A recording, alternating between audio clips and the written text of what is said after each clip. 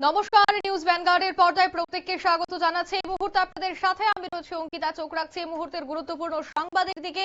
প্রথমেই নজর রাখছি আবহাওয়ার দিকে, কারণ পৌষ সংক্রান্তির আগ মুহূর্তে রাজ্যের আবহাওয়ার ভুল বদল। রোদের ঝলকানিতেই হালকা গরম অনুভূত রাজ্যে। পৌষ সংক্রান্তিতে উষ্ণতার পালা কি এবার জমাট শীতের কামড়?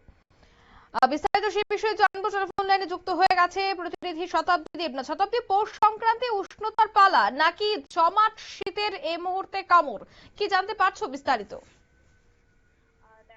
এটা ক্যালেন্ডার বলছে পৌষ কিন্তু সে তার বিদায় নিতে শুরু করেছে এবং মাঘের আগমন ঘটছে। আর পৌষ এবং মাঘ মাস, এই দুটো মাস কতটা শীতের স্পেল থাকে এবং শীতের কামড় বজায় থাকে সেটা শীত কাতুরে বাঙালি ভালোই জানে। এই অবস্থায় দাঁড়িয়ে এই বছর কিন্তু ব্যতিক্রমী চিত্র। কেন? প্রকৃতি তার খামখেয়ালিপনা দেখাতে শুরু করেছে। কারণ হঠাৎ করে তোমার তাপমাত্রা বেড়ে যাওয়া, শীতের পথে ধাক্কা লাগা, পাশাপাশি আগামীকালই রয়েছে পৌষ সংক্রান্তি। সাধারণত জানুয়ারি মাসে পড়ে থাকে এই পৌষ সংক্রান্তি কিংবা মকর সংক্রান্তি উৎসব। আর এই সময় তোমার বিশেষ করে দিনটা কিন্তু বাড়তে শুরু করে। তার ঠিক প্রাককালে এখন কিন্তু শীতের শক্ত অবস্থায় থাকার কথা ছিল।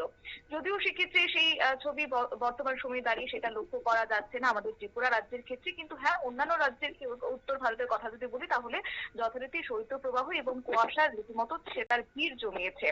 তবে এই হঠাৎ করে যে শীতের পথে বাধা কিংবা উষ্ণতা বেড়ে যাওয়া, অনেকে মনে করছেন যে হয়তো শীত তার বিদায় নিতে শুরু করেছে, শীতের ঘন্টা বেজে গেছে। এমন ধারণা থাকলেও যদিও আবহাওয়া দপ্তর কিংবা আবহাওয়ার খাতায় কিন্তু সেই শিলমোহর এখনো পড়েনি।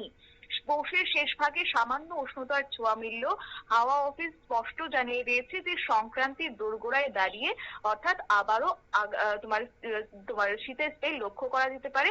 ঠান্ডার পুরনো দাপট সে তার ফিরে আসতে পারে তার শেষ লগ্নে। কারণ এই মুহূর্তে দক্ষিণ বঙ্গোপসাগরে তৈরি হওয়া নিম্নচাপ সাময়িকভাবে তোমার গরমের ভাব বাড়িয়ে তুলেছে। সকাল থেকে এক প্রকার রোদ্দুরে যেন বসন্তের মতো মিষ্টি সেই উষ্ণতার অনুভূতি লক্ষ্য করা যাচ্ছে। রাজ্যেও মিলছে সেই স্বাদ, কিন্তু এই উষ্ণতা যেন অস্থায়ী অতিথি হিসেবেই এসেছে বলে হাওয়া অফিস বলছে। এই গরম খুব একটা থাকবে না, কারণ আজকে মঙ্গলবার পর্যন্ত সেই উষ্ণতা থাকার কথা রয়েছে এবং মঙ্গলবার সন্ধ্যার পর থেকে কিন্তু তার ছবিটা কিছুটা হলেও বদলাতে পারে। এবার প্রশ্ন হচ্ছে যে পৌষ সংক্রান্তির দিনটাতে উষ্ণতার পালা থাকবে নাকি সেখানে শীতের কামড় বজায় থাকবে। হাওয়া অফিসের মতে সেখানে নিম্নচাপের প্রভাব কেটে গেলেও পারদ কিন্তু নামবে, আর সেই সময়টাতেই সংক্রান্তির বেশ জমজমাটে উপভোগ করতে পারবে, যার ফলে বাঙালির পিঠের চাকে কিন্তু সঙ্গে থাকতে পারে এই প্রকৃতির ঠান্ডা চমক। এমনই জানাচ্ছে আবহাওয়া দপ্তর। এছাড়া যেমনটা বলছিলাম যে মঙ্গলবার বিকেল থেকে সক্রিয় হবে উত্তরের হাওয়া, এবং এই উত্তরের হাওয়া যতটা জোরালো হবে ততটাই কিন্তু শীতের কামড় থাকবে। তারই মধ্যে তাপমাত্রার কথা যদি লক্ষ্য করি তাহলে আজকে সর্বোচ্চ তাপমাত্রা 26.6 ডিগ্রি সেলসিয়াস থাকার কথা রয়েছে এবং আগামীকালও কিন্তু 26-এর ঘরে থাকবে এবং পাশাপাশি শীতের হাওয়া কিন্তু খুব একটা বাধাপ্রাপ্ত হবে না বলে জানাচ্ছে আবহাওয়া দপ্তর। অঙ্কিতা, একদমই ধন্যবাদ।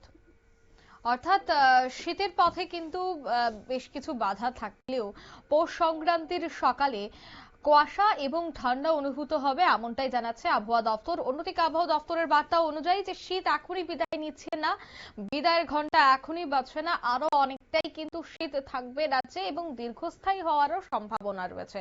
এই উষ্ণতা মানেই যে শীতের বিদায় তা কিন্তু একদমই নয়। নিয়ে নিচ্ছি ছোট্ট একটি বিজ্ঞাপন বিরতির সঙ্গে থাকুন।